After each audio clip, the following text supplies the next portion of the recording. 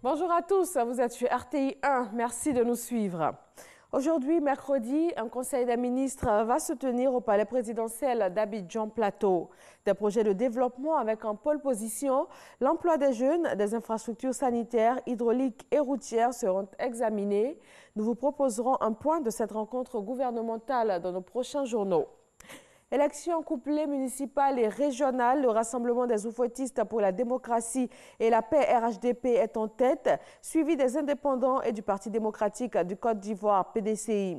La commission électorale indépendante a décidé d'annuler le scrutin dans 2 localités, la commune de Port-Boué et l'élection des conseillers régionaux à Fakobli dans la région du Guémont.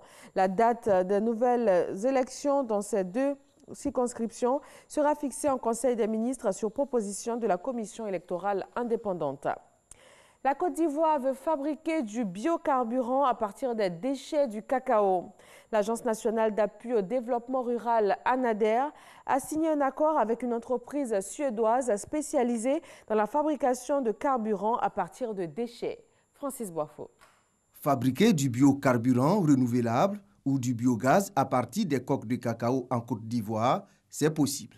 Nous nous allions avec une firme de transport qui fabrique des autobus, des gros camions, pour pouvoir ensemble développer des technologies de transformation de cette coque-là qu'on appelait déchet avant et qui devient du surcoût un produit aussi noble pour nous, pour pouvoir faire du biocarburant, du carburant propre, pour pouvoir alimenter ces autobus et ces gros camions que Scana fabrique.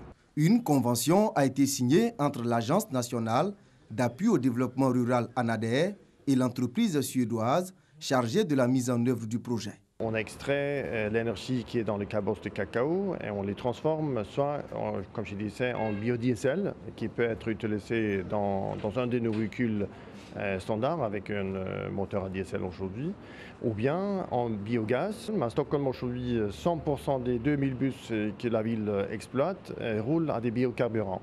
Le gouvernement suédois a l'intention de dégager une enveloppe d'environ 328 millions de francs CFA pour financer les études liées à la qualité, la quantité du biocarburant ou du biogaz à produire annuellement.